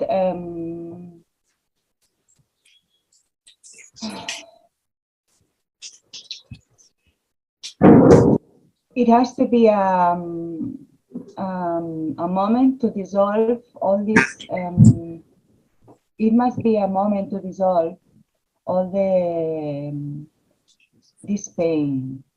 This pain of, it's not suffering, it's this pain of what? In your acceptance, in your acceptance of your anger or your resentment towards grace or towards God, that is the first step towards the healing of it. See? Otherwise, what can happen is that somewhere you say, I am angry with grace, but somewhere then you also want a resolution to that. So just accept this anger and say, yes, there is big anger here with God, because why in this life all these things had to happen. You see, it's understandable. Keep that anger, as long as you keep it with God and not any of the non-existent ones which are just figments of our imagination or mind. All the resolution will happen in that. You see? All the resolution will happen in that. As long as you're not resenting your other brothers and sisters on this world, it's all fine. So keep your anger with God.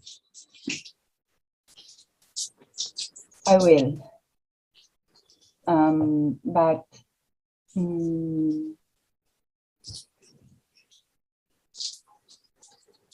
I'm not. I cannot say that, but I'm not sure. I'm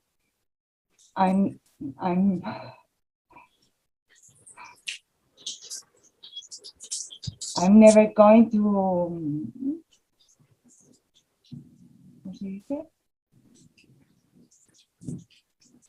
Perdón, how is it says in English? To forget? No, forget, not forget. To say.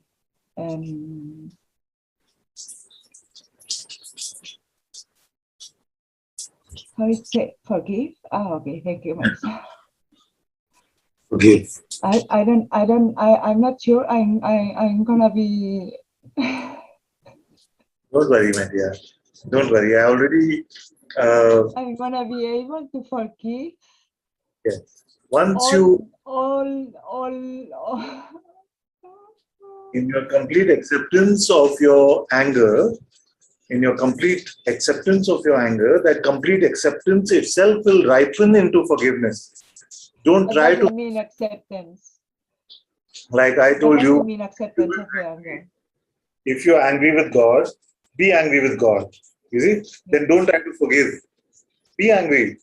And in that acceptance that I am angry with God, that itself will naturally ripen into a forgiveness without your trying to do it. It is your trying which is making you tired. It is your trying when you're actually experiencing anger and you're saying, no, but I have to learn how to forgive. You see, all of that is causing the contradiction and the problem. So if you're angry, be angry. As long as it is with God. And you see, automatically, if you don't judge it too quickly or you're not patient with it, then you will see that one day that forgiveness would have happened naturally. Don't try to forgive. Yeah, but for me, right now at least, the idea is I have this short time in my life that is like, who stole this part of my life? Who stole this? Because in this part of my life, I could have this and that and that and that and that, and I couldn't. Yes. So yes, of course, I'm anger, and the anger is translated in sadness sometimes. And even if I can feel better now, and I can feel okay, I'm better now. I understand many other things, but it's still this here. Like one example, very stupid, but I had a dog. Okay, I love that dog. But what happened is that I had this time of a lot of anxiety, and I thought I cannot take care of this dog. I have to give this dog to other people who take care more or take care better of the dog than I can. So I give this dog away from me, and I give it to a family. And now I'm thinking, this family is not, this dog is my dog. I want this dog. Bring me back this dog. And I point to God and to grace also to say, you took me this dog from me, so give it to me back. I see. I see. And it's fine. If you're angry with God for that, it's fine. But who gave the dog to you? I took the dog. You got the dog, but God took it.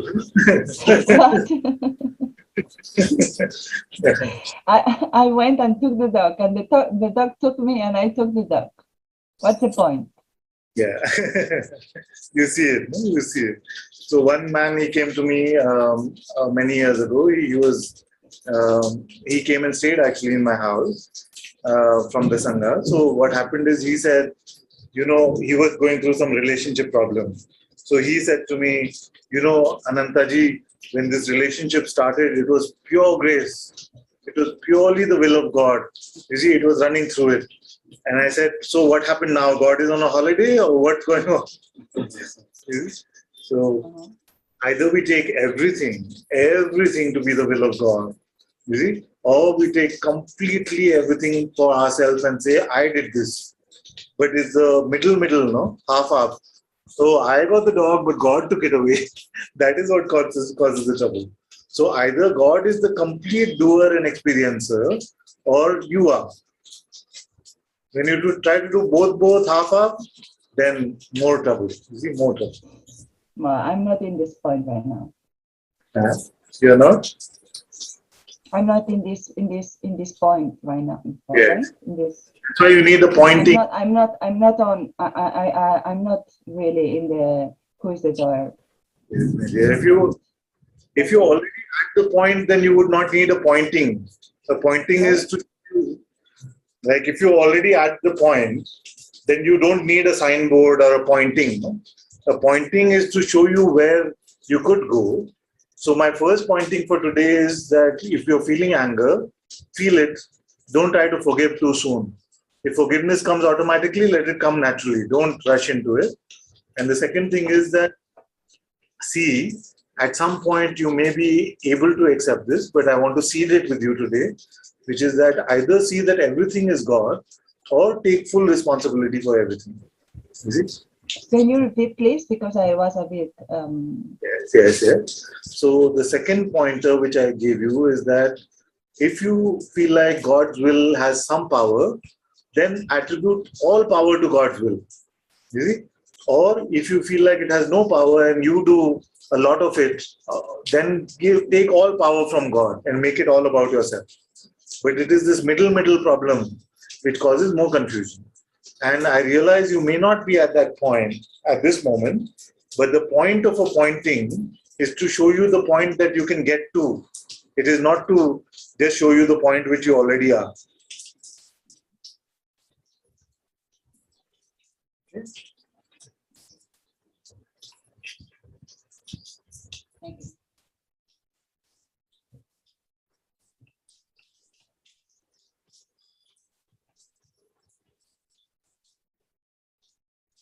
What should we hear?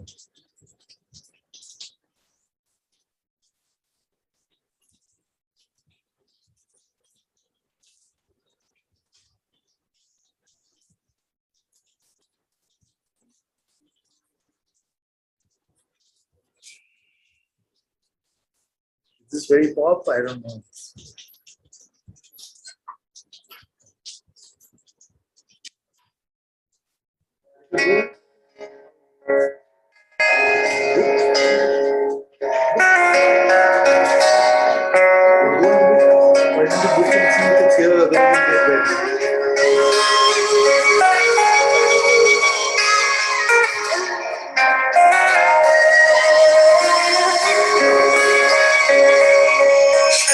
Krishna Govind Hare Murari He Nath Narayan Vasudeva Shri Krishna Govind Hare Murari He Nath Narayan Vasudeva Vidhu Mat Swami Sakha Hamare Vidhu Mat Swami Sakha Hamare Nath Narayan Vasudeva Shri Krishna Govind Hare Murari He Nath Narayan Vasudeva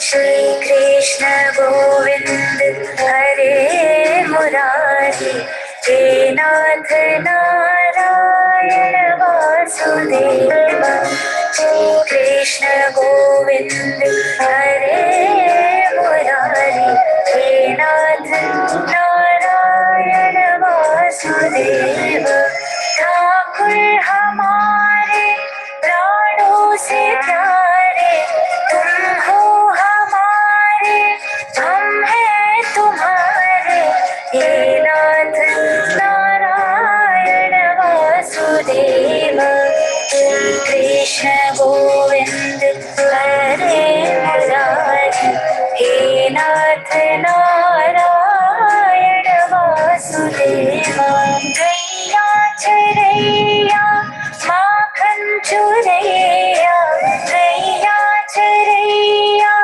माखन चुरैया दीनों की नैया के तुम ही खिवैया हे नाथ नारायण वासुदेवा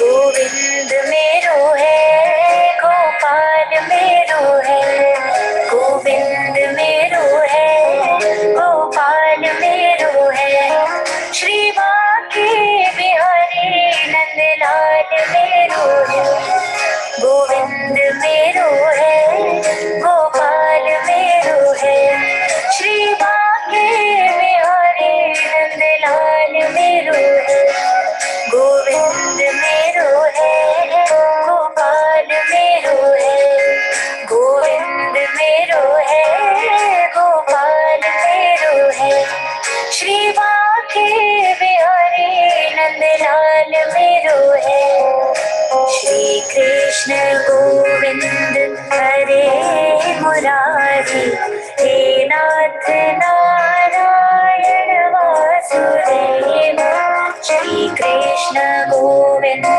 हरे मुरारी हे नाथ नारायण वासुदेवा तुमसे है धरती तुमसे है अंबर अग्नि पवन और सातों समंदर हे नाथ नारायण वासुदेवा श्री कृष्ण गोविंद हरे मुरारी हे नाथ Narayan Vasudeva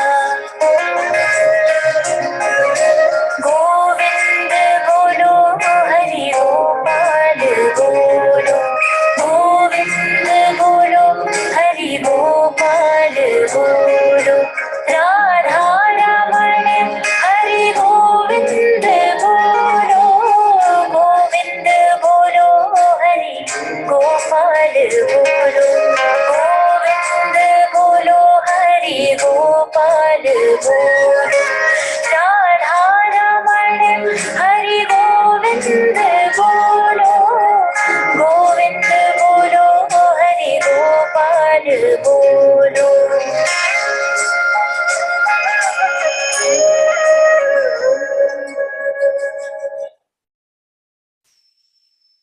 How are you, Vika? You up? Not sleepy? Want to sing something? Don't have to. It's more force. If you want to. Is she feeling up to it? Yeah. You don't know where I'm asking. Somebody said they love your frozen mask. क्या कहेंगे? What is she feeling?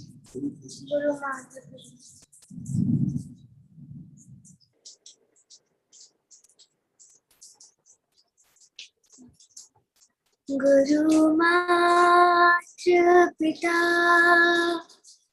गुरु बंधु सखा गुरु मात्र पिता गुरु बंधु सखा तेरे चरणों में स्वामी मेरे कोटि प्रणाम तेरे चरणों में स्वामी मेरे कोटि प्रणाम प्रियतम तुम्हीं प्राणनाथ तुम्हीं प्रियतम तुम्हीं हृदयनाथ तुम्हीं तेरे चरणों में स्वामी मेरे कोटि प्रणाम तेरे चरणों में स्वामी मेरे कोटि प्रणाम तुम्हीं प्रेरणा तुम्हीं साधना तुम्हीं आराधना मेरे सोग शिवा तुम्हीं आराधना मेरे सोग शिवा गुरु मात्र पिता गुरु बंधु सखा गुरु मात्र पिता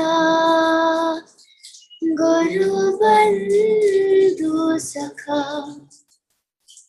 तेरे चरणों में स्वामी मेरे कोटि प्रणाम तेरे चरणों में स्वामी मेरे कोटि प्रणाम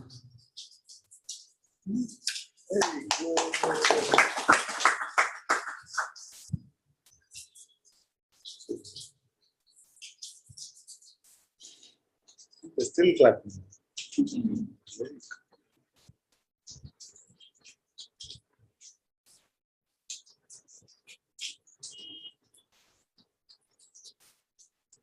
You sing Jai Jai Radha Raman Gita? You sing together? All sing.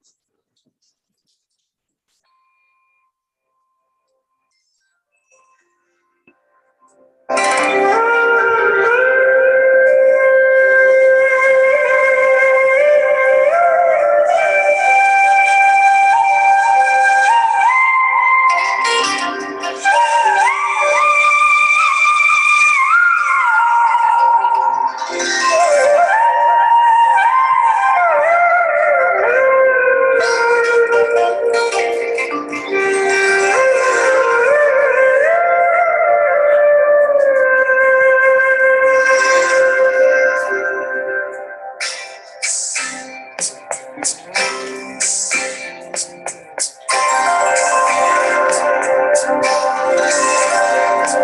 जय राधा रमण हरि बोल, जय जय राधा रमण हरि बोल, जय राधा रमण हरि बोल, जय जय राधा रमण हरि बोल, जय राधा रमण हरि बोल, जय जय राधा रमण हरि बोल, जय राधा रमण हरि बोल, जय जय राधा रमण हरि बोल, जय जय राधा रमण हरि बोल, जय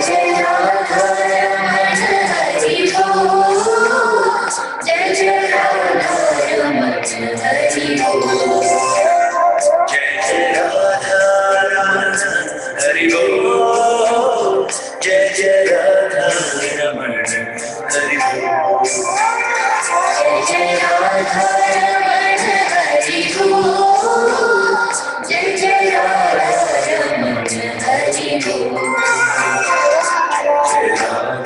रमण हरि बोल, जय जय राधा रमण हरि बोल, जय जय राधा रमण हरि बोल, जय जय राधा रमण हरि बोल, जय जय राधा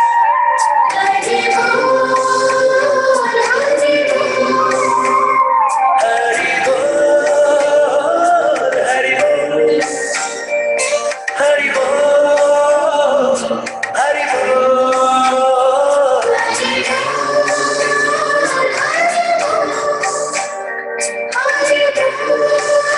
बोल, जय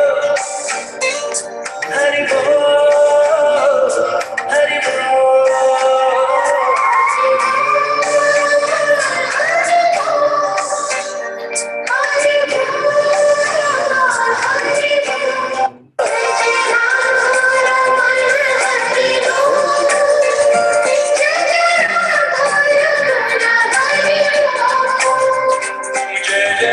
राधा रमण हरि बोल, जय राधा रमण हरि बोल, जय जय राधा रमण हरि बोल, जय राधा रमण हरि बोल,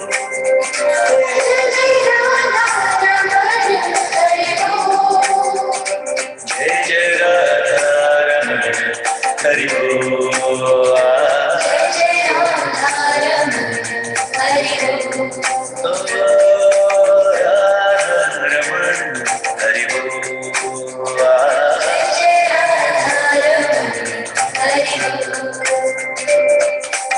बोल, हरि बोल, हरि बोल, हरि बोल, हरि बोल,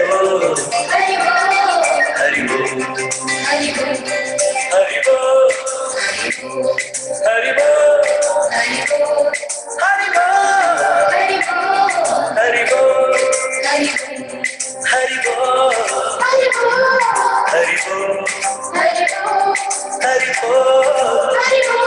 हरि बोल, हरि बोल, हरि बोल, Hari Hari Bol, Hari Bol, Hari Bol.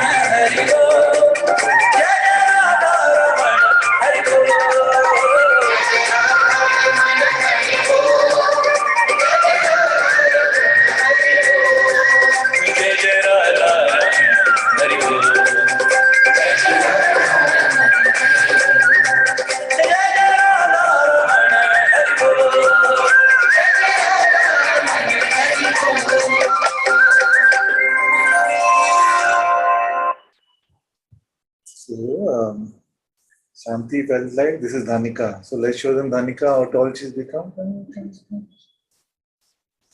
Come bit. See the people saying hi to you. This is Dhanika. And where's the third baby we have in Satsang today? Is he sleeping? Say bye to everyone. Bye-bye.